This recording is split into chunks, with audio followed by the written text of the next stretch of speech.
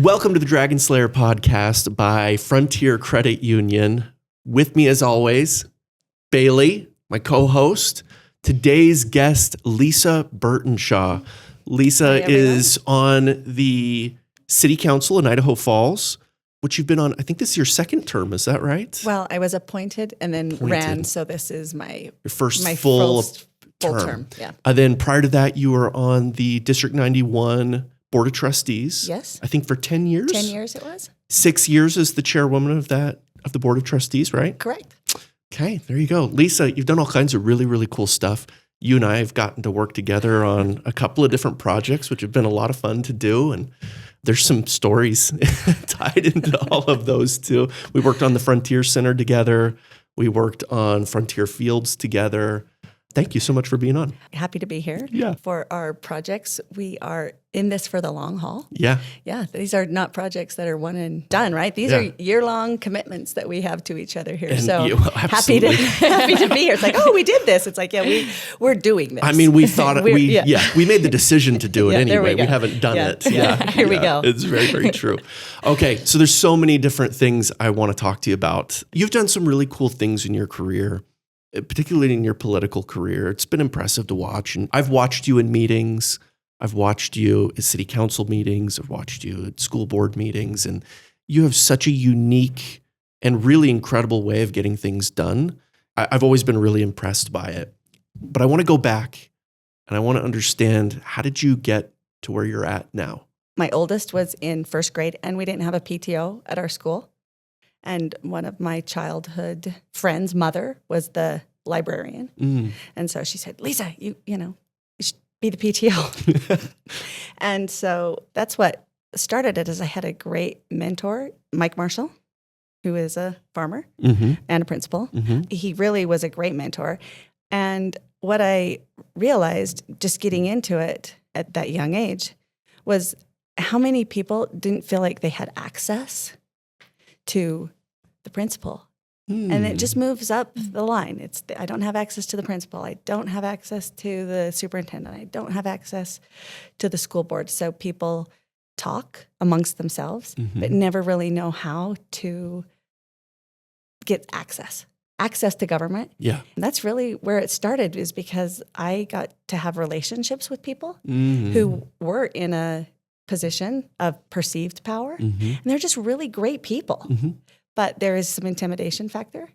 And so it's like, let's do this together. We have access to people because they're just people.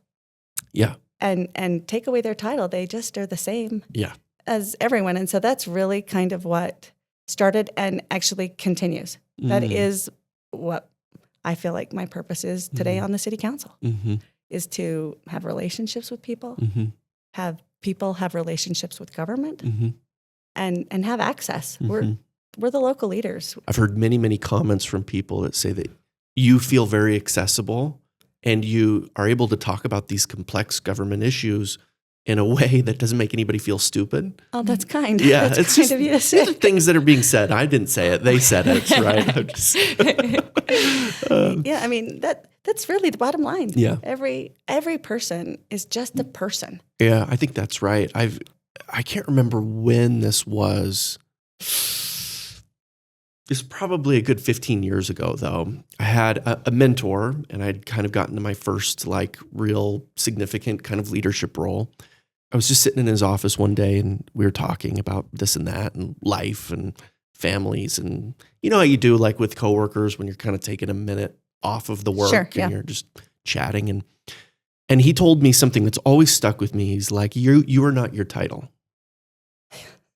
And so, and what he meant by that, and he went on to further explain, he's like, you're just the person sitting in the chair right now, but you are not your title. And you shouldn't think that this, power or access that you have or whatever is because of you, because it's not. Yeah. Which I always found really interesting. I've tried to take that to heart a little bit. I mean, really, that's the exact same thing. It's that exact same principle. Yeah. Whoever is holding that title, they'll be replaced, and then they'll be replaced, and they'll be replaced. Yep. we all like to think that we're that important. Yeah, we're not. We're really not. I know that. We're We're not. Yeah. Yeah. It's going to go on. One of the things I found really interesting is when people know what my title or position is, they treat me differently. Mm. And I've had this, I feel a little jaded saying this, but I don't believe them when they treat me with like all this extra respect when they know what like my position is. Yeah. You know, because I know that like if I wasn't this to them, then I'd be treated differently. True. So that's probably very different in an employment situation 100%. as opposed to a public Oh, yeah. For official, you, right? I'm going to beat you up. Yes. Right? There's a little bit more of like, they know it. When I talk about access, this is what I want. But as soon as they find out on the city council, it's like, what do you think about high density housing? Why, why do I have why don't I have a stop sign? Yeah. Well, how come we don't do speed bumps in Idaho Falls? Like and which is what What's I love. the deal with these roundabouts? Right? Yeah. Which is exactly, it's like, this is why I tell you I'm on the city council. If I didn't say that, then I wouldn't open myself up to those conversations. Right, So when they say, what do you do? It's like, I'm on the city council. And then it's like, I've been wondering. So it's like, great, that's why I'm here. I sure appreciate that there's people like you out there because I feel like I'd get defensive about that stuff all the time. It's funny, like not long ago, like maybe a week ago, we have this gal that works for us. She's amazing. And she was at this event. Somebody came up to her and they were like, hey, I need to talk to you about the Frontier Center.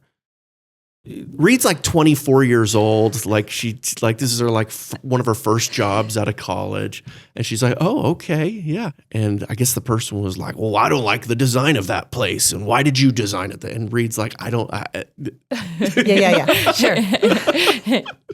But here's Steven's phone number. Yeah, exactly. Yeah. I've been dodging calls the last week or so, just worried, right? Yeah. No. Well, it's funny because I was like, we didn't design it. I'm not an architect. Like, I don't know how to design this sort of stuff, right? So anyway, it's just a funny thing that you probably get all the time. Yeah. Stuff like that constantly. Yeah. It's good because sometimes I have an answer. Yeah. Sometimes I don't have an answer. And sometimes I have an answer they don't like. Oh, tell me about that. People do not like the amount of housing happening in the city of Idaho Falls, generally in the region. Yeah. And so the city is responsible once all of that housing comes in for maintenance and for transportation, right? Roads, all of that. Infrastructure. Yeah. So if that developer who's coming into town, okay, so first of all, you have property rights. So we're already getting sticky here. So we have property rights. If that developer is going to come in to town, and they're coming, that's the key. They're coming. We've been discovered, right? We are 90 minutes from Jackson, and we are 90 minutes from Yellowstone. It's why I live here. I was raised here. I love living here. So they're going to come. Do we want a developer 3 miles south or north of town, and then have to improve every intersection into town, right? Now you're going to plow all those roads. There's this infrastructure that has to be maintained, built and maintained. So let's take the property behind Home Depot, right? That is a high-density, multifamily housing development. What intersection do they have to go through to get to Albertsons? Sam's, Home Depot, Lowe's, Starbucks. Yeah, you just Apple. instantly put a ton more. Right? Yeah. You're there. So yeah, there will definitely be additional pressure on the city, but not the same kind of pressure as if you sprawl. Yeah. That makes sense. Sprawling is bad for a city. It's everywhere. It's definitely hard on it. Yeah. It's hard on a city. Yeah. People don't necessarily like that answer, right? It's changed. They don't like the density. They do want to see it sprawl, or they just don't want the growth at all. Just mostly not the growth. Yeah. Mostly not the growth. So this has been an interesting thing to me. I'm a transplant to Idaho, right? I'm from Texas originally. I've been here 3 years, roughly, something like that. Yeah. And one of the things that's been maybe a little surprising to me, but not terribly, because we had some of this in Texas too. And I'm from small town Texas, right? Like that's where we were before we came here. And the aversion to growth or outsiders is interesting to me.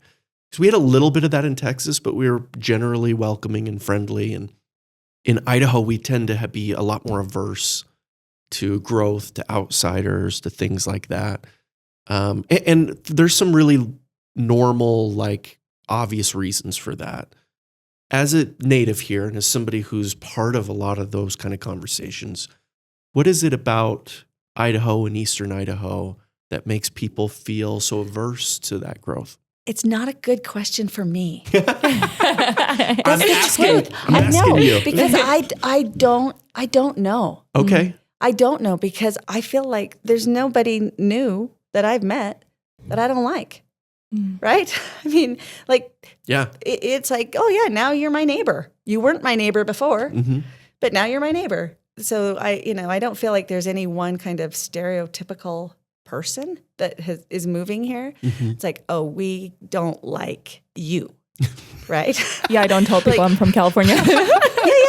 Like there isn't any of that, you get to know people. And so I think it's just this, I think it's the quickness. It's a little scary. It's like, oh, this used to be the field that my kids rode their dirt bikes in, right? I think that's and they always thought that their kids and their grandkids are going to ride in that field. I get that. For me, it isn't anything about a person or a group of people.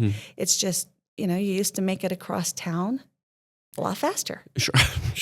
True. Less lights, less traffic. Yeah. I went back to my hometown a few years ago. It had been a few years since I'd been there. And it had grown a lot since I was there. And so I actually get this sentiment a little bit because as I drove through, I was like, oh my gosh, that used to be a field and that used to be a field. And what, those are apartments now? What the heck, right? Yeah. And I think what it is and what I felt in that moment, it was pretty stark for me because I remembered it one way, then I was there and it was totally different. But it was like, oh, this memory I have will never exist again, right? It's gone, and I'll never get to visit it again, except in my memory, right? And I think that's a little scary for people. They lose this thing that they love a little bit. If no one has welcomed you to, as you both sit here, thank you. Welcome to East Idaho. In fact, I didn't feel welcome until you just did that. It's like, I finally feel someone like didn't feel welcome. So there's a great word that was coined, not by me, but it's called nostalgia. Oh, okay. And it's nostalgia and amnesia at the same time because you have a nostalgia, but you've kind of forgotten some of the other things. So the river walk. I love the river. I am down there just about every day. Not for work, working out. I love the river. But when I was in 4th grade, I remember bushwhacking with my dad to see the river. Dang. Yeah, like the reason we were bushwhacking is because there's a little, it's true, you laugh. No, I love it. Like we really took our clippers. Oh, I thought you were saying machete. I was picturing you as a child you don't know with my a dad. machete. My dad was an attorney. I was in 4th grade. We weren't with the machete. But we took our clippers because I was going to build a replica for 4th grade, I think Idaho history, on the Taylor Bridge. You can still see that bridge down at the river. I'm not sure if it's in the same location, but if it is, there were a lot of reeds and bushes just to see the river. You could see it from the bridges. And so that's nostalgia. Yeah, okay. Right? Some amnesia. It's like you want everything as it is now. Yes, yeah. All the beautiful parts of it. Well, and we romanticize the past sure. in a major way too. Like everyone's like, oh, all this dang growth, but they love going to Costco, you know, right? Like they, and so they romanticize, and the same things that they used to complain about. Like, oh man, I wish somebody would do something with this huge pit over here. Then when they build apartments on it, they're like, these freaking apartments. Yeah. I mean, and it's human nature. It is. It's human nature. And so that's nostalgia. Nostalgia. Yeah. I like that. Nostalgia and some amnesia that makes you forget what it was. Yeah. Okay, let's start with the Frontier Center. Because they're interesting stories. People see the headlines, but they don't know what happened. They don't know how we got to it. And in fact, on some of these, I don't even know the whole story because I only came in like at the end of them, right? Let's start with the Frontier Center, formerly the Civic Center. Civic Auditorium. Civic Auditorium, well, right? Formerly Civic Auditorium, and then it was the Civic Center for the Performing Arts. There we go. Most people, for a long time, called it the Civic Auditorium. Yeah, in fact, most of the locals, like the natives that I know, it's just the Civic, right? Yeah. Everybody saw that in the news about how that got renamed and the big addition that's going on to it. It's incredible. It's beautiful, except for that one person who didn't like it. It's beautiful. Yeah, it's gorgeous. Beautiful. Yeah, absolutely gorgeous. And it's something that we as an organization were really, really excited to be part of and proud to be part of. And it's a really important place in Idaho Falls and for the region too. You have people who come in all over eastern Idaho that frequent and are patrons of that building. Yes. We understood the importance and value of it to the city and to the residents of the city. And so we were excited to be part of it.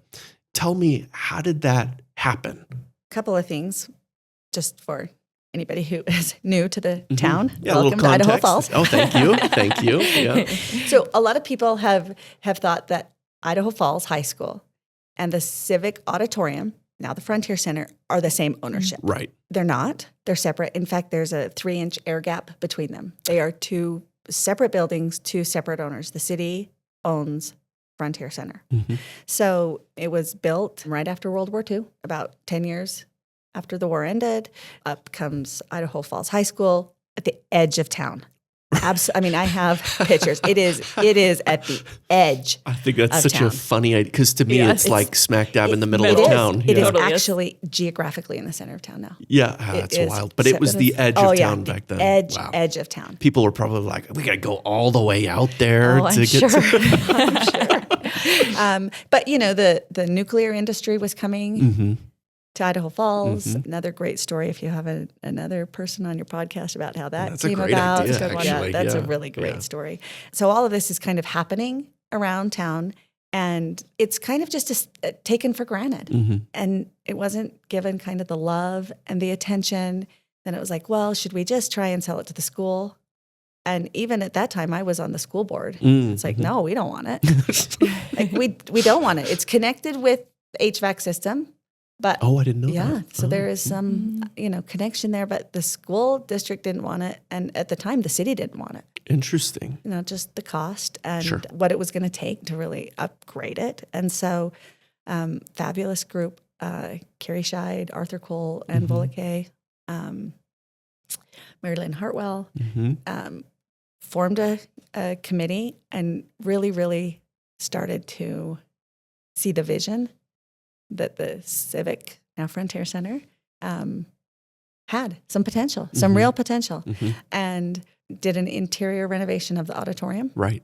That was always their plan, was to continue. It wasn't just stop here, right? They have this big vision with it. So we have the Make Auditorium, thanks to Bill and Shirley Make, who have been generous. They're amazing people. Generous people Yeah, amazing. in our community. We know we have issues with the entrance, right?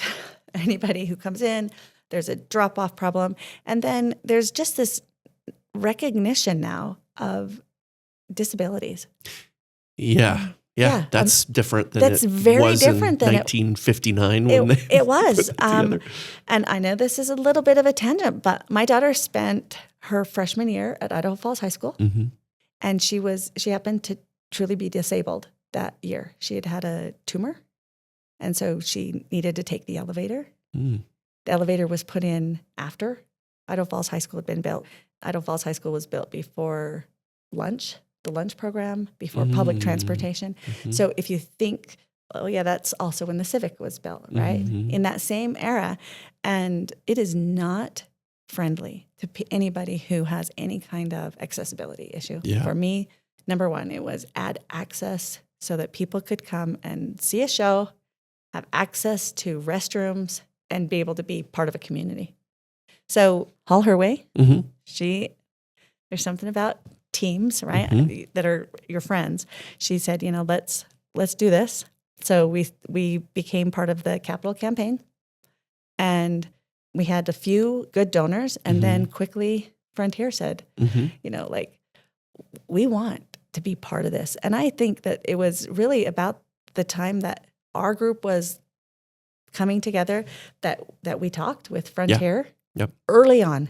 I can tell that part of the story because I was in that first meeting. It was myself, it was Laura, and our CEO Dan Thurman, who's been on this podcast on a previous episode, and so it's a funny story. So we're literally sitting in Dan's office, and Dan's behind his desk. I'm on one of the chairs, Laura's in the other chair, and Laura pulls out this piece of paper. She kind of tells us what's going on, and then she pulls out this paper with, I don't know, like 30 different sponsorship opportunities you can do. And it's broken out. Like it's just broken down into a bunch of different little things. And at the top, it was the big ticket items were like on the top. And there were like 3 really big things on the top and then a bunch of smaller ones. And that's designed for people who aren't familiar with this to allow different organizations and different individuals who have different means to help to be able to participate in a way that they want to. And so anyway, so Laura takes us through everything there, and she didn't ask us for anything in particular. And she's like, hey, I need to go to the bathroom. And so she leaves. And Dan looks up at me and he goes, what if we do these first 3? And I was like, oh. Which I think came out to like swinging big. I think it came out to like $3.5 million. So those first 3, or $4 million or something like that. And I was like, okay, interesting. Dan, what are you thinking about here? And Dan's not originally from Idaho Falls, but he's been here for a very, very long time. He's raised his children here. This is his home, right? Yes. And he believes in Idaho Falls, unlike most people that I know, actually. You should welcome him, by the way, if you get a chance to. I would have just thought he was native. Sorry, guys. Well, everybody does, right? Yeah. Everybody does because of just his demeanor and how much he cares. Having worked with him, I'm just not surprised by any of this. Like, so he's from Dillon, Montana originally, right? That's where he's born and raised. But this has been his home since probably in his early 20s. He's been here a long time and cares deeply. So anyway, he's like, what do you think about doing these top 3 items on here? And so I'm instantly like trying to calculate how we would make that happen. And I'm like, okay, so that would cost us how much a year right? So we're just going through it. And Laura comes back in and Dan's just kind of tells her, he's like, hey, I think we're interested in going big here, right? Doing some of this stuff. And Laura's just like, okay, yeah, great. Yeah. That sounds great. Yeah, what are you thinking about? And Dan's like, what about these 3? And she's like, yeah, that's awesome, right? And so she scoots out of there pretty quickly because you don't sell past yes, right? And so she's just like, got it, I'm out of here. And Dan and I talk for another 2 hours after that, just trying to figure out how to make that work. So Frontier Credit Union, we've been like kind of local, small credit union for a long time. And only in the last like 3-4 years have we had a lot of growth and been very, very successful. We've always been like a good, strong credit union. But we've doubled in size in the last like 5 years. And a lot of that's because of Dan's leadership, actually. And so we haven't ever done anything like that big before. You were East Idaho Credit Union. We were East Idaho back then. Yeah, and so it was kind of like on the down low. I mean, I didn't know, that it's like, well, we've got this, but they're going to be rebranding. Yeah, so this was a big part of the conversation. It was part of that conversation. Yeah, because I'd been working on that rebrand at that point for like 2 years almost, right? So we were like, okay, this could be almost like our big splash, right? As we rebrand into Frontier. And it was cool to see Dan just sit and talk about how meaningful that building was for him personally and for the community at large. I don't think people understand how many of our user groups are local. Yeah. Even to me, it's like when you start a capital campaign, it's like, oh, this building is booked out 5 years. Yeah. 5 years. And the bulk of it, local. Yeah. Your local dance, your local cheer, singing, it's all there. Yeah. All of Dan's children have performed in that building. Yeah. You know? Just super grateful to Frontier to recognize that almost really at the same time that Laura and I were recognizing just how important that building was. I knew it was iconic, and I knew, like, oh yeah, my kids are performing there. All of this happens there, right? But that it was so booked out. Yeah. Yeah. I was shocked, actually. Yeah, that was new to me. And so we're really excited. We're going to, the architect is finishing up the documents this summer. We're going to, it's completely in the hands of the city now. And so the architect. Don't mess it up, Lisa. I'm just kidding. Exactly. What color carpet am I choosing? So the whole story is interesting too. Like, kind of picked what it was and kind of went back and forth a little bit on what our contribution was going to be.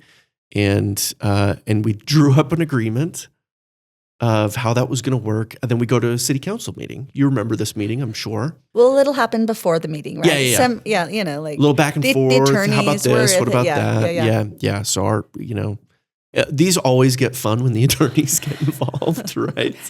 But it's good. We love our attorneys, right? In fact, both sets of attorneys were excellent in this case. And so, yes, we go back and forth a little bit, figuring some stuff out. We get to the city council meeting, and I'm trying to remember all of how this went. Was there any like preface that we didn't see? No. Not really. No. That's the truest piece of both the school board that I sat on and this council. We do not break open meeting laws. Yeah. We just don't. Well, you shouldn't. It's just the way it's it is. It's a law for a reason. Yeah, it is. It is. And we're really respectful of that. Yeah. Right. Yeah. And so I think one of the concerns was that we were going to have to see the contract prior to being in that meeting. We had to let every council member see the contract, which included a naming right. And that was, that was the biggest deal. I think, for sure that the city had given naming rights, 40 years of naming rights too. And so there was just some conversation that happened at that city council meeting. Yeah. I can't remember if it was you or somebody else was like, I'm sorry, that was kind of rough. I was like, oh, that was fine. It's not a big deal. You know what? My thought for sure at the time was I just wanted Frontier to feel the gratitude. And yet we're kind of in like the nitty gritty of a contract. It's easy to lose some of that in the process. That was, why there would have been an apology is that as you're working through the contract, it's like, are we losing focus on what a gift this is for our community as a whole? And I realized that contract piece has to happen. The attorney stepped out for a minute and fixed some things that needed to be fixed. But that was most of it is I felt like, yes, this is how the sausage is made. Yeah. Right. Yeah. But in the meantime, the gratitude for the gift, it was my concern that was getting lost. I wasn't bothered by anything that happened in that meeting. Actually, so we go in and the city council talks about different things. Well, I think we started concepts. Like page one. Yeah. Sentence one, right? It's like we're going through. We talked about every single word on that contract. And, which was fine, right? That was exactly what needed to happen. And there were some disagreements about, well, I don't know if I like this and I don't know if I would like that. And but it was all very respectful, I felt like, and there was at no point where I was like ready to fight anybody or anything like that. There were a few points where I was like, I wish I could say something here and just clarify. Yeah. That's a hard situation. And so but I just had to sit quietly. And in fact, there was Rob Maines, our general counsel at Frontier Credit Union, was sitting next to me. And he could tell I was starting to squirm because I wanted to say something. He sits next to me in all of our like senior team meetings, and he knows like my body language of like when I'm like ready to go after it. And he just reaches over and just like pats me, and he's just like, easy there, right? And not because I was upset, because I was like, oh no, you're not understanding. Like I want to clarify this for you. Yeah. And anyway, but the city council I thought was very respectful and kind. We on the fly made a couple of changes. Yeah. And so we all there was a moment where we recessed and we left, and our lawyers got together and figured out the last couple little things, and literally right there they printed off a new contract. We walked back in, handed it to the city council, and we were all good. Hence, now I also remember the other apology. I think there were two of them because we had moved on, right? We had moved on to the area of impact. That's with right. the county, Yeah, right? And yeah. so we had shifted our thinking. Yeah, we left. You guys kept going. We kept going. It's like, well, okay, they'll go out and then they'll come back in. And so then it was like, yeah, you made those changes. Okay, thank you. Goodbye.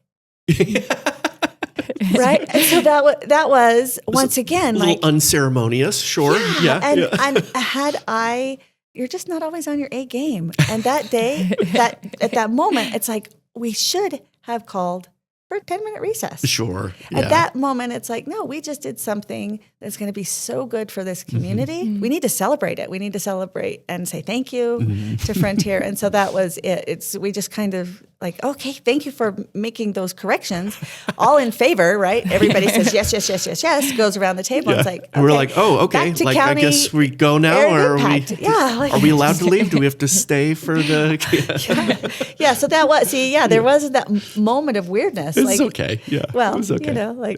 You got to acknowledge it when you do it wrong. No, it was actually, I felt like relatively very smooth, right, to get that done and accomplished. Well, I mean, since we've had another experience. Boy, oh boy. Yeah. Boy, oh boy. It seems like that was a home run right there. Yeah. Yeah, Frontier Fields was harder. That was That's harder for sure. to do. Yeah. Yeah, I don't know that I've ever worked that hard to give people money before. Yeah. But we did it. So exciting. It's so great. Another youth benefit Yes. to this community Yeah. that will reach way beyond just the high school. Yeah, oh, absolutely. Yeah, the whole region is going to get to enjoy that field. And Lisa, I turned off my phone. I did. How could you? I turned it off. Steve Hunter's calling you. saw me. Here, let me answer. Let me answer. Are you sure we're not live? Tell him he's featured on the podcast. Yeah, there you go. No. Hello, Steve. You're live on a podcast right now. At Frontier Credit Union, we're changing the future of business with our Velocity Money Market account. You can receive unbeatable returns on tiered interest rates. We have rates up to 2.02% APY. Frontier Credit Union puts local businesses first because when you do better, we all do better. Federally insured by the NCUA. Hello, Steve. You're live on a podcast right now. Sweet. Talking about Frontier Fields. Yeah, it's funny. I'm sitting here with Lisa. We're literally just talking about Frontier Fields. That's funny because I was just calling you. And I didn't answer, so you called Lisa instead? Yeah, because totally separate things, but Steve. yeah, that is kind of funny. This is like my kids who start talking and I say, I'm busy right now. Oh my gosh. Well, Steve, while we've got you really quickly, we were literally just talking about the impact that Frontier Fields was going to have on the community. Give me your 2 cents. Well, honestly, I think it's going to be fantastic. I just think the fact that people are going to understand what's out there and what you guys did to make that happen. And I think, giving their kids more of an opportunity to be a part of something and have a place to go is going to be huge. Yeah, amazing. The fact that it's going to be out on that road, because I honestly, I live right off of Sunset and I go out that way all the time. I just see it all moving that way. Yeah. It's awesome. I figure 5 years, you're going to be 49th is going to be Sunnyside. You might not be wrong. True. You might not be wrong. Yeah. Well, Steve, it's been a real pleasure to have you on the podcast. Yeah. I will apologize. and Lisa will both call you back. Okay. Okay, no problem. All right, bud. Talk to you later. Thanks. I swear you watched me turn that off. No, you totally did, but it was great because people should phone in more often. That was cool. So for everybody who doesn't, Steve Hunter is on the Booster Club for District 91, who also worked on the Frontier Fields deal. That's really funny, actually. Great. Oh, boy. So what advice would you give to somebody who is working through a business project and there's two related parties and maybe they have differences, they're trying to come into agreement? What advice do you have for them to maintain those relationships and to be able to work through those things? I think some of it is what I was saying earlier about compromise, right? Like work until you're both happy with it. It doesn't have to be adversarial. If the other person is getting something, you don't have to feel like you're losing. Yeah. Right? There's enough for all of us. And so, it's not like, oh, here's your piece of the pie, here's my piece of the pie. It's like we're both going to get the whole thing, and just keep working at it. You don't have to have winners and losers, and you don't have to feel that way, and you don't need to make someone else feel that way. Actually, it's funny you bring that up, because one of the things I've watched you do a number of times through both of these processes, and I'm not sure you do this, maybe you do, you're really good at telling people, showing people where they're wrong without making them feel bad about it. Really, really talented at it. So do you feel like they're wrong, or they just have a different opinion? Maybe just a different opinion. They just have a different opinion. I just assume if it's a different opinion than me, It's they wrong. must be wrong. Yeah, clearly. So I mean, if you're okay with me sharing one of my very first stories on the school board, we were going to run a bond. It was really important. You're laughing. Oh, it's just bonds are always a good time. Yeah. So 2008, I got on the school board. So this is probably the 2010-11 time period. And there were some schools that we either needed to massive remodel or tear down and start again. But I was committed to the neighborhood school. Yeah. Right. So we said we can tear down Ethel Boys, Longfellow, Edgemont, Dora Erickson, and build this particular school design on their field, and then tear down the old school. So committed to Idaho Falls. Yeah. As a neighborhood school. Yeah. And my own children were attending Edgemont, and one of my children, second grade, I think, was in a trailer. And I sent him to school every day with gloves because it was cold in the trailer all the time. So here I am, new to the school board, and I, stand up and say, well, look, my son, has to wear gloves to school. So of course we need a new school. And someone said, I think that's good for your kids. I think kids should be cold. Literally, this is true. I think it's good for them. I think that kids today are entitled. And I was like, you're kidding me. I think that all the time now. Not about kids and school and gloves and all that stuff, but just you heard it here first. Lisa wants your children to be cold. To be cold. and so, it's like I want connectivity in our community. It's really important to me. But other people don't. They don't want connectivity. And so there's it's kind of like, well, you're wrong. So, but it's just an opinion. It's just an opinion. And so I'm not sure, to go back to your statement, to tell people they're wrong. It's like, maybe I just want to assert my opinion more. Yeah. And I probably expressed that maybe a little bit wrong. I don't think you're actually calling people wrong or anything like that, but you're really good at guiding them to a good solution and to a good place. And the magic to me is you do it without making them feel silly, without making them feel small, without making them feel like they lose. Right? Yeah, because they're not. Yeah.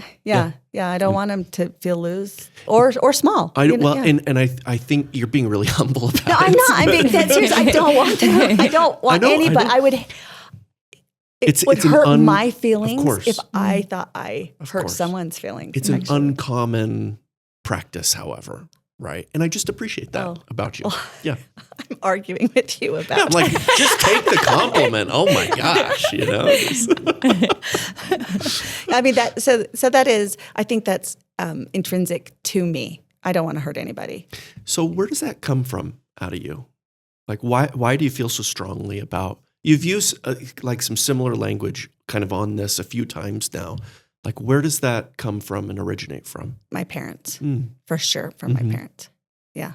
Good people, be good, do good, right? You cannot do good if you are not a good person. That's what I think, right? In the end, I think that it kind of it comes out, your intentions come out. You know, so you do it from a good place, and you're not always judged from that same perspective. Yeah, but of course. it's where you can have solid footing. Yeah. How did they teach you that principle? Just example. Just example. Yeah. My dad, early on, I don't know, you're both too young. I mean, Pollock jokes. Oh yeah. You did? Yeah. Okay, sure. so I can't believe we're talking about this, but yeah. oh yeah. I mean, I'm a Gen Xer, right? Sure. So I go home, I tell my dad, like, oh, you know, here's this joke. And it's like A little off color. Yeah. I didn't know it at the time. Sure, of course. I don't think many people thought it was off color. No, not back then. No. My dad did. My dad, as a, like second grader, he tells me about Hitler and the propaganda war and how this was his whole propaganda to make them seem stupid, unable to rule their own country. And so, like, we never told.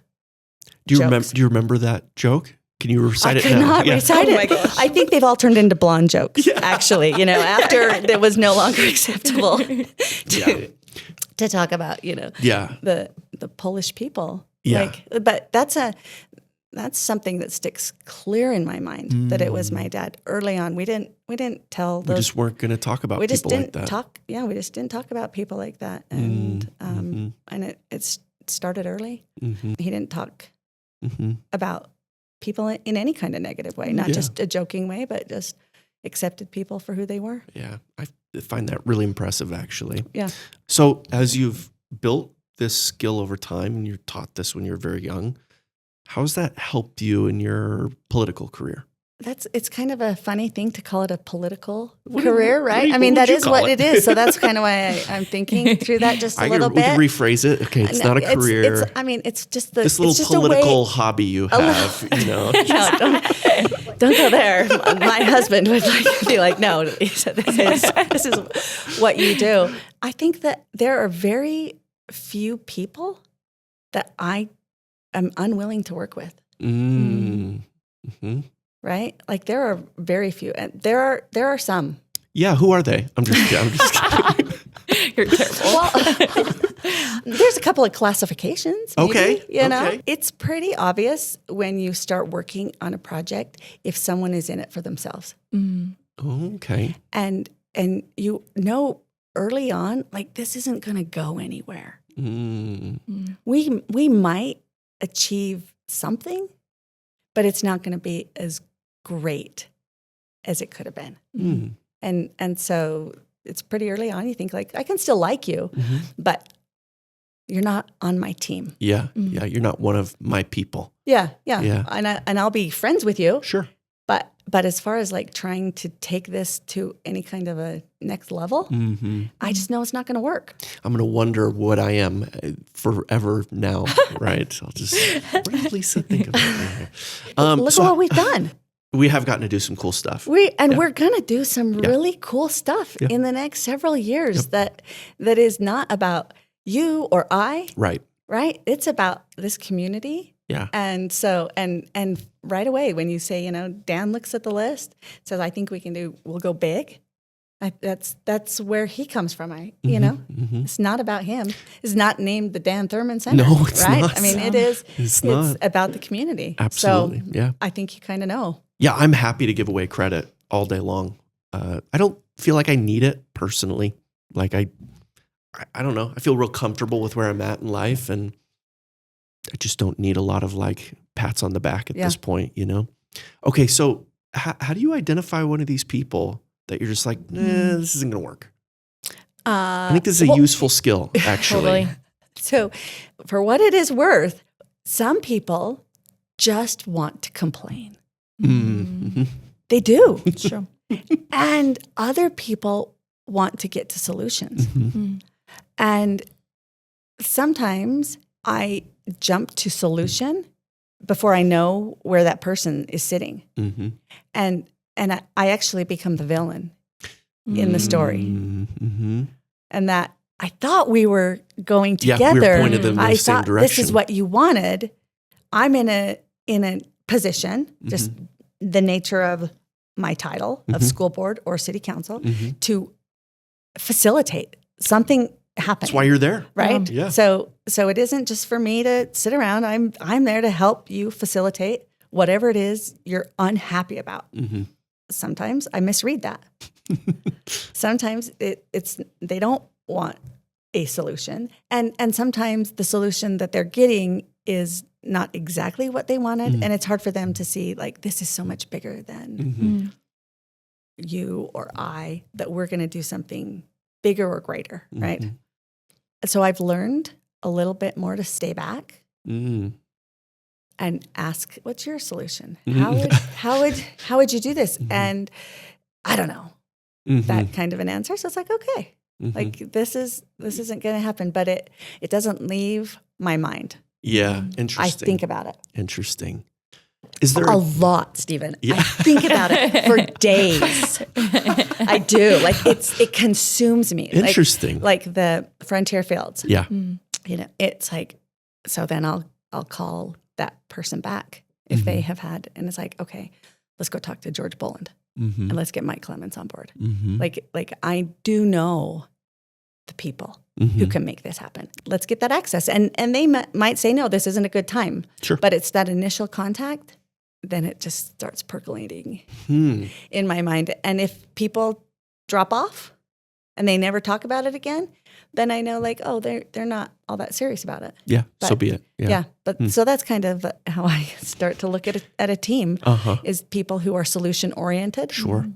Yeah. Then I think like, yeah, we can work together because I don't have the solution and you don't have the solution, but collectively, I think we can make this work. Yeah. And I think there's a really big difference in like, hey, what do you think? How could we fix this? And somebody, I don't know. Versus somebody who says, I don't know. Yeah.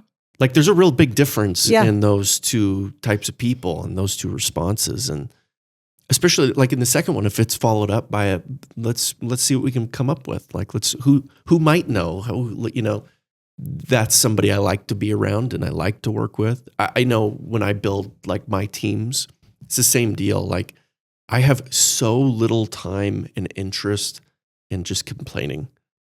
Like I'm not interested in it. Like I have so many more important things to do and so many more things that I want to participate in than just complaining about something. Now, sometimes you have to look at like what's wrong with something and that's okay. Yeah. But golly, people devolve sometimes into these moments where they just like to whine. My dad literally on his desk at work for like my whole life that I remember, just like a little wooden plaque thing and it just said no whining. That's great. And it pointed outward. It pointed to whoever was in the office, right? It's like, and what most people don't recognize is that they're only hurting themselves with it too. Yeah. And I'm just going to take it even one step further is they don't think that they're being listened to, right? And it's like, no, the solution didn't come the way you wanted. And so then it's like, well, you didn't listen. It's like, no, we did listen.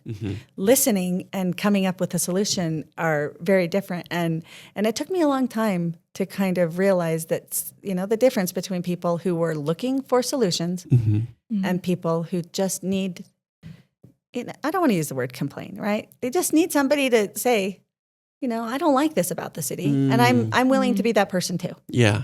But we have to establish that. Yeah. At some point, that relationship That's what this is going to be. Yeah, because you establish that, and then it's like, okay, I'm good with you, and you're good with me. You don't think I'm going to go immediately down to City Hall and try and fix this, right?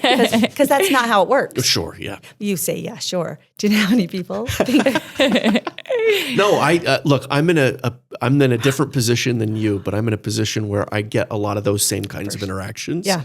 And I think sometimes people think, oh, if I make a remark in passing, then it's done. We fixed, like and it's like, well, there's a lot of things to weigh as part of this. And you could agree with a lot of what they're saying, Absolutely. but it doesn't necessarily mean that And I actually frequently do. Like if your context for it was that much, like just a small amount, I totally respect why you would be in that place. Yes. Right. And sometimes they don't get, there's actually all this other stuff. And that's why this is the way it is. But they don't always know about all that other stuff either. And they're actually, like, it tells me a lot. So like one of the ways that I look at it is, are you willing to hear about the whole context?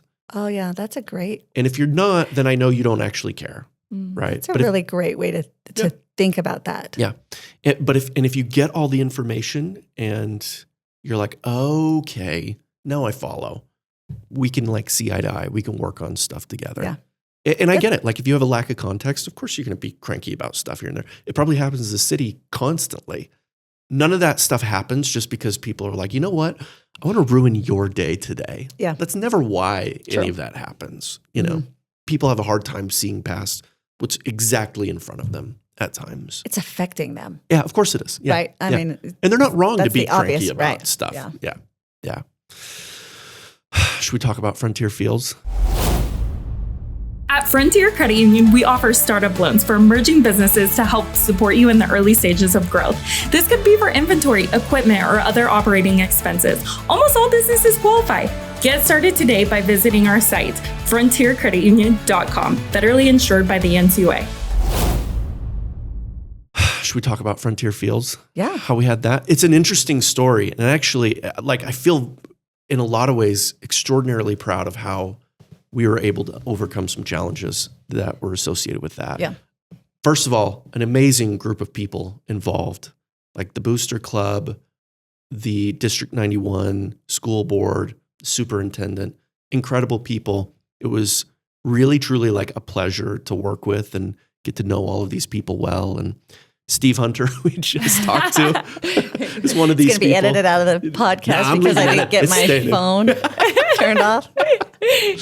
And there's a whole host of people who are involved in the community that. Yeah. Lots of coaches, lots of kids. So many people involved. Businesses. Yeah.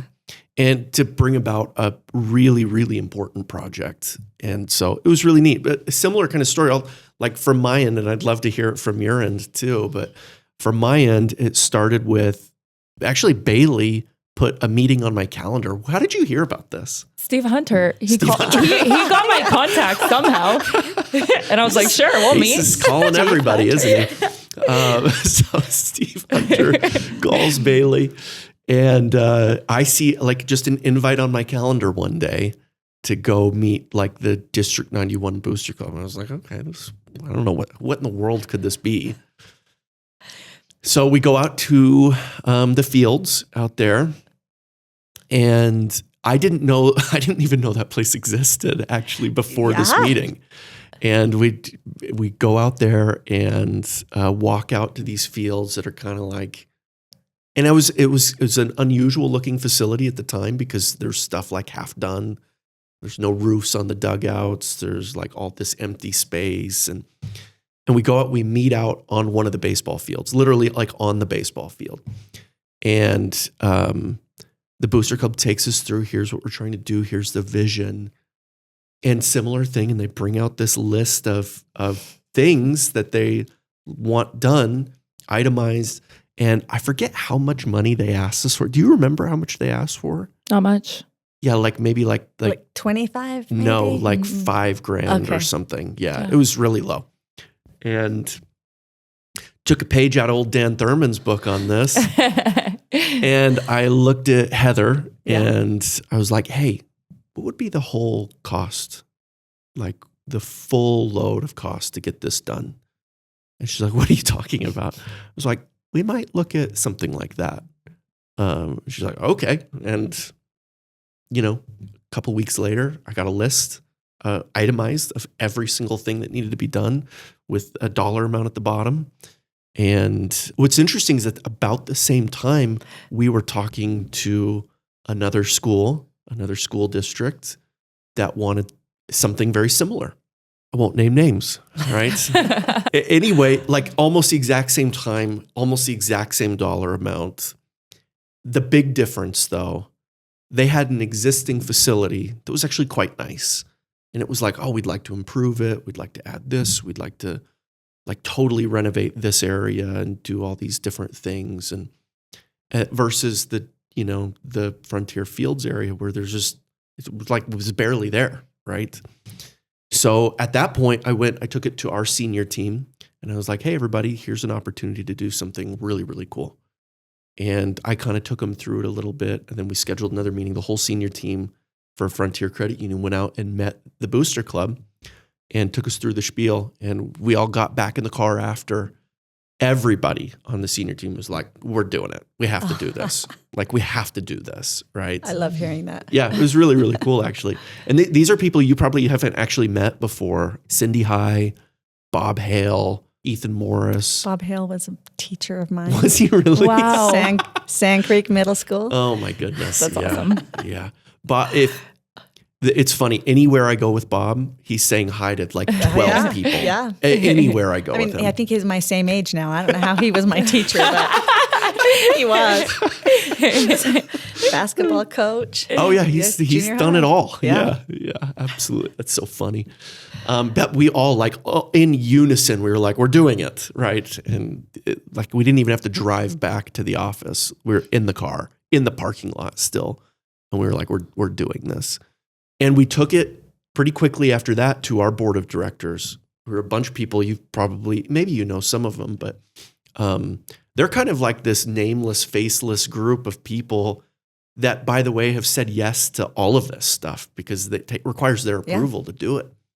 And, I sat in board meetings where we proposed both the Frontier Center and Frontier Fields. Unanimous yes, right? This is important for our community. Really, really cool. In fact, those are really chilling moments where the hair stands up on the back of your neck and everything because it just feels so cool what's happening. And that was the easy part, was to do all of that. What happened next, Lisa? Well, I don't know if you remember, we were still working on Frontier Center. Yes, that's and right. So I told my group of friends, right? It's like, you guys, I can't mix this. Yeah. I can't mix this, right? Yeah. You've got to, it has to be very separate. I don't want any accusations in any way, shape, or form. Yeah, I don't even want it to look like there's some impropriety here. Yeah. This is, I'm on the city council, Frontier Center. Mm-hmm. This is my project with my friends for the community, right? I don't have any board oversight. Right. I don't have anything other than just a volunteer. Right. So the idea, Frontier Fields, doesn't that sound so good? It's the best. Sure does. It's just I don't know who suggested. I don't remember where it came bet it's from, you. actually. You said you didn't want to take credit for Let's things. say Steve Hunter did it. It was probably Steve, Frontier Fields, and it's, out on 49th. So, it feels like the Frontier, even though there's several, subdivisions right after that. Yeah. But the Fields had started about 2 years prior during COVID. Yeah. The bond had failed. Yep. It's like, regardless of what happens, we still don't have. Yeah, you still need something. We don't have home fields for kids. Where the football was practicing was just wholly inadequate. And so let's just make this happen. So the Frontier Fields, it just sounds right. So we took it to the superintendent, and I think it was just timing.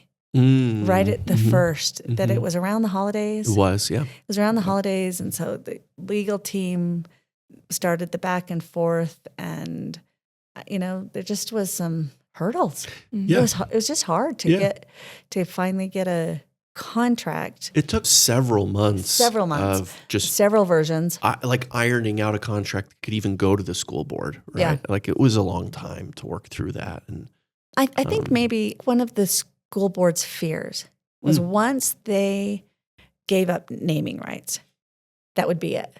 No one else would want to participate with us. Yeah, right? yeah. I remember that concern being expressed. Yeah, but already by that point, Frontier had already agreed that we could name fields within the whole complex. So, and we knew people in this community are not small pie kind of people, right? Yeah. When you have a donor like Frontier come forward who's going to finish with this gift, we're going to have bathrooms. and water out there. Things that just you used to use the bathroom in the ditch out there. I don't think that's true. I made that up, everybody. You did make that up. But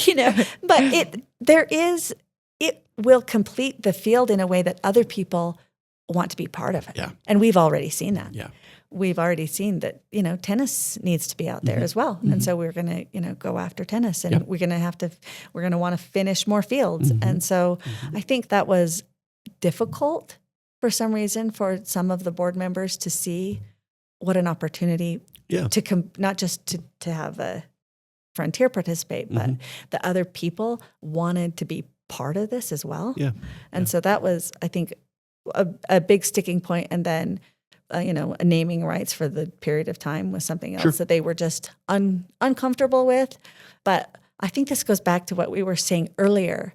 I think that's an opinion, but I think it's wrong. Right? For the kind of donation that was, and for the latitude of naming more fields, I think that was a misguided, wrong opinion. It was incredibly generous for, we don't have a stadium out there. Yeah. These are sports that are generally overlooked, still have a huge draw to the city. And I think that, when you put community park up there and you say, okay, Katafas community Frontier fields, you've really got a regional place now for softball and baseball tournaments. I think that draw is there, but it's not a football stadium. Right. Right. Yeah. And so I think that all of that was just such a piece to this vision that Frontier had, that what it's going to look like. Yeah. You mentioned there were concerns the school board had on different things. And I never took any of that personally, right? Yeah. Like I get it.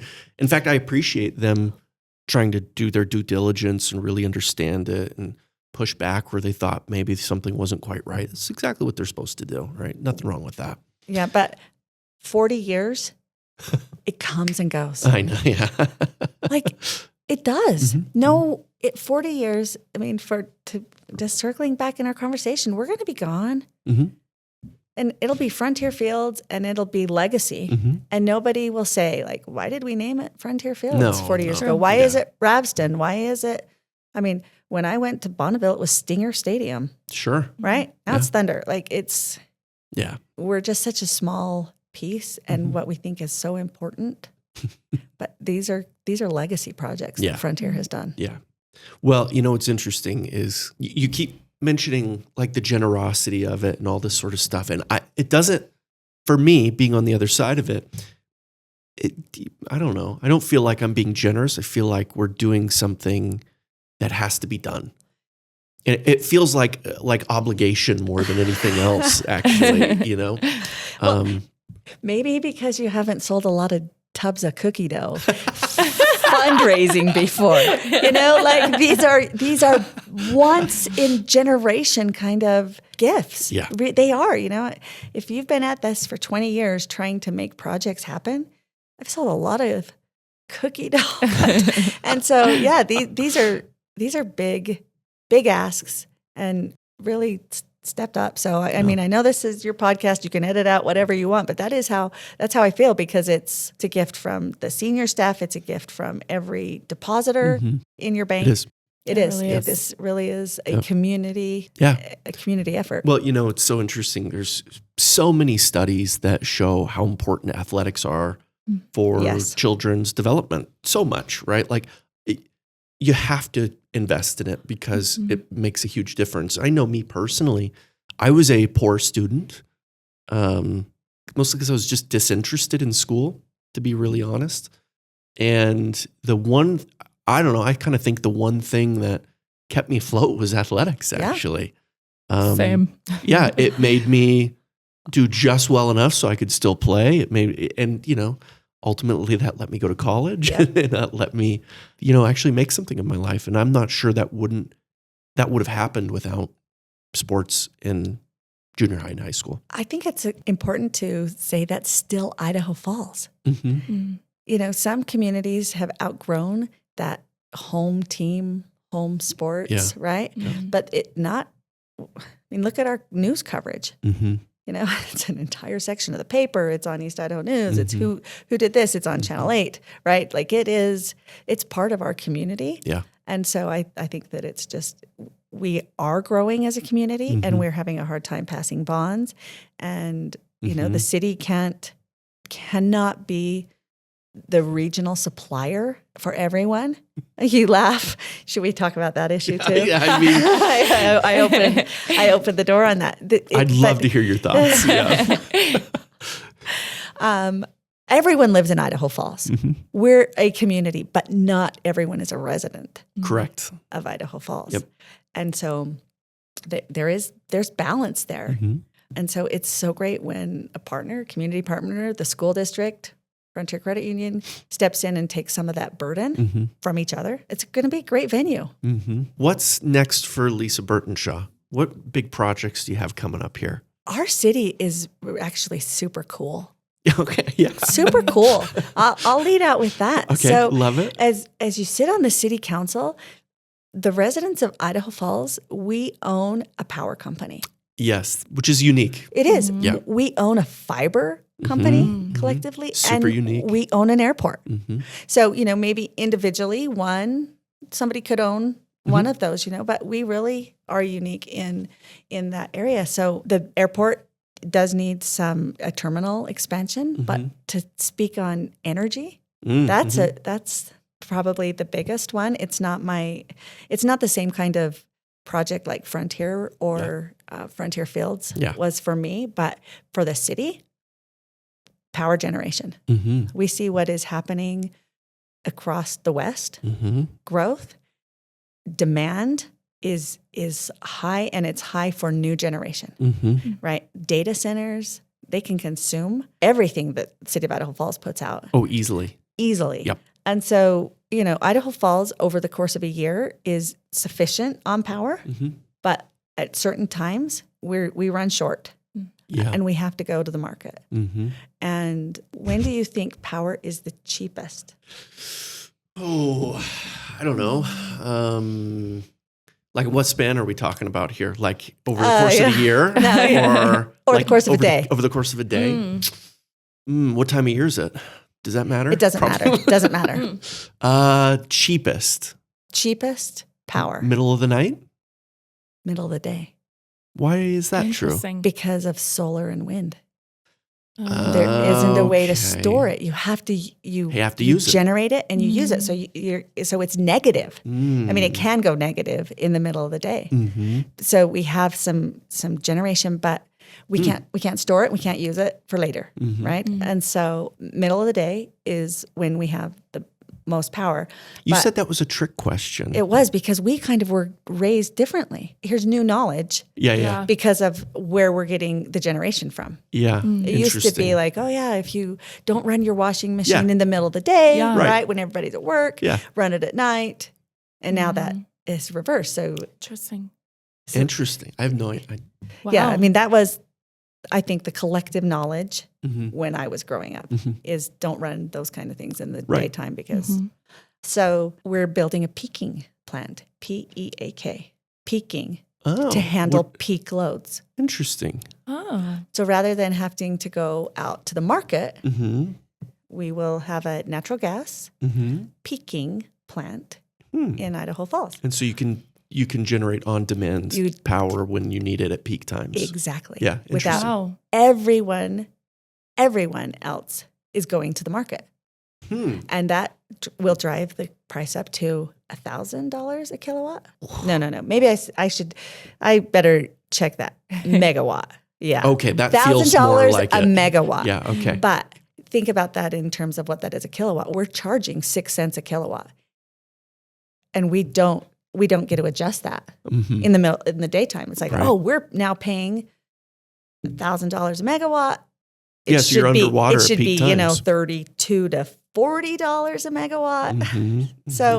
So you're way under, and that's because it's supply and demand. Yeah, well, sure. Who's gonna pay that if they go to the market? Interesting. So where does that plant go? It's gonna go north of town. North of town. It's already it's underway.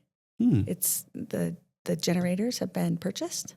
the design is happening, and so generation, and that our Bear Prairie, who is everybody else is the director. I think Bear is the general manager of Idaho Falls Power.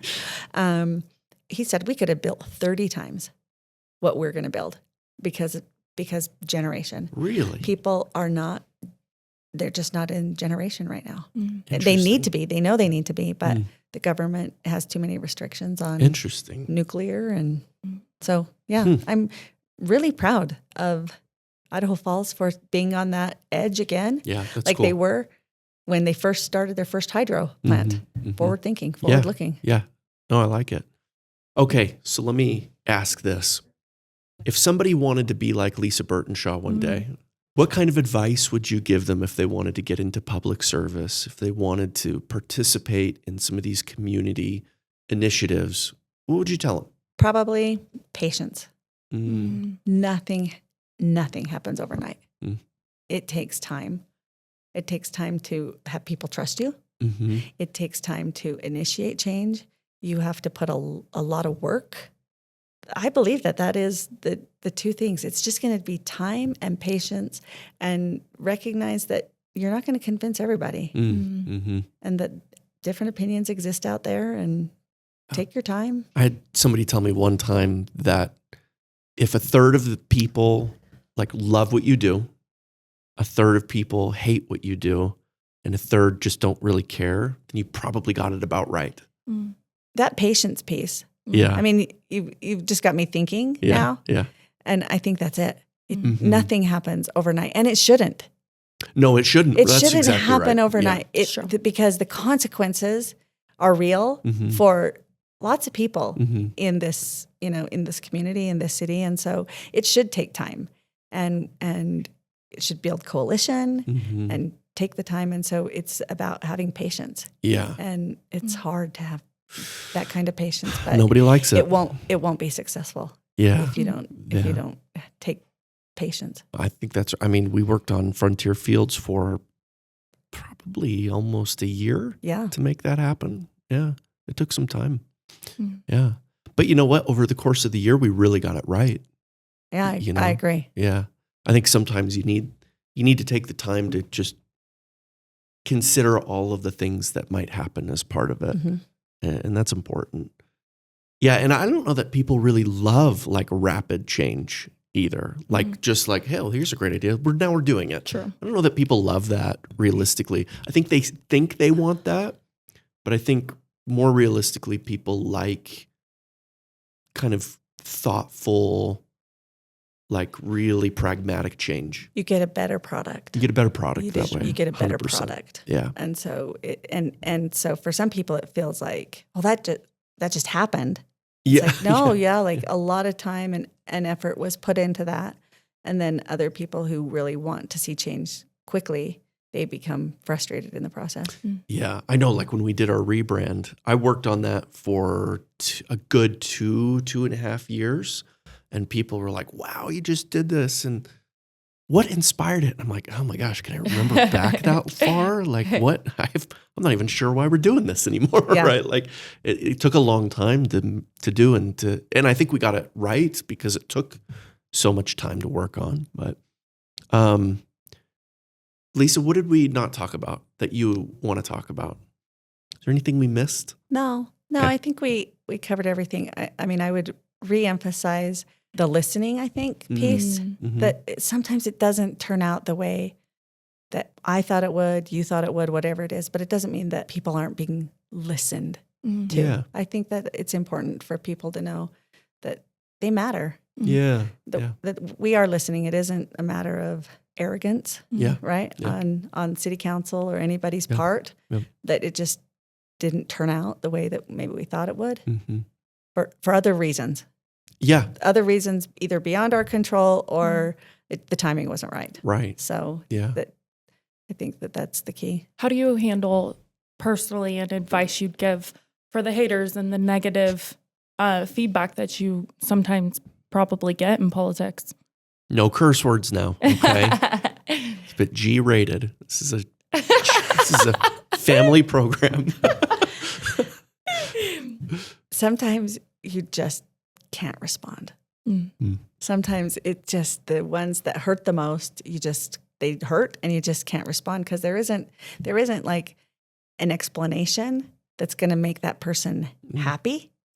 It doesn't happen very often that I won't respond. But sometimes it's just like, no, I don't think they're looking for a response anyway. They just want me to know that they hate you. Right? Like, okay. How does that like affect you personally when you get that kind of feedback? That's it. Nobody wants that. And, you want to say like, well, you don't know me. Right? And it's like, no, they don't like what they see. So this is, their answer. How do you move past it? When you get a piece that gets to you and you're just like, I hate that. How do you move past it? I guess there's just a part that says I did it for good intention. This isn't about me. This isn't about them. It's about much bigger than both of us. And you just have to move on. Yeah. Because it'd paralyze if you became consumed by what people think about you as opposed to what your work is. What's your message to the world? Oh, is that off your paper? That's a big, it might be. That's a really big question. My message to the world, don't keep swinging the pendulum so hard.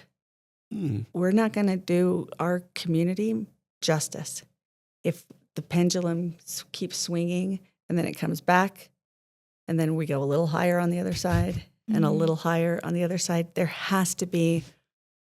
We have to find some equilibrium in the pendulum. Explain what you mean. Well, to the world. I mean, that's who I'm talking to, right? You said, your advice to the world. What do you mean the pendulum? What does that mean to you? As something as tragic as World War II came about, you see service groups, you see Idaho Falls High School get built. You see the Civic, now Frontier Center get built, right? You see people who are looking way beyond themselves. They saw the worst in the world. Right. And every little bit of time, it just slightly swings. We go through an election cycle. We go through another issue, and then socially we swing the other direction. And I feel like now it's not that we're polarized, it's that we are whiplashing each other. Where now we're denigrating each other. We're judging each other based on such minor things. Yeah. And then our leadership is pulling one way or the other. And the distance between them on a pendulum, not flat, right? Yeah. Yep. It's one thing to say like, oh, you're way over there, but no, you're on this swing. And it's causing harm to our kids. And they think they're right. Everybody. Well, that's your opinion. Yeah. Everybody thinks they're right. Yeah. And I don't think that they're right. And then they, take the next step and they say that God or they're right. Yeah. That now they're going to speak for deity. Yeah. And that just is really concerning because it's a real crazy thing to do. It's the kind of it's like, well, that's the end of the conversation then if God told you. Yeah. Well. Right? I mean, well, I guess, it does. It shuts down the conversation. Yeah. Yeah. And so that to the world, if that's what you're solving, don't buy into that pendulum. And so you have to center yourself. Yeah. Yeah. You'll hate more and more because the pendulum will swing back the other way. And then you'll get your turn again and you'll be, higher and more radical and further. So, try and find some balance in your own life, in the life of the community, so that we're not putting on this ride. It's really good advice. That's to the world. You asked for the world advice. You got the world. Yeah. You nailed it. We asked, you delivered. Yeah. We got it. Lisa, thank you so much for spending some time with us today. Thanks for making me feel comfortable. Yeah, no, this is great. And thank you for joining us on the Dragon Slayer podcast by Frontier Credit Union. We'll see you next time. Woo! That was fun.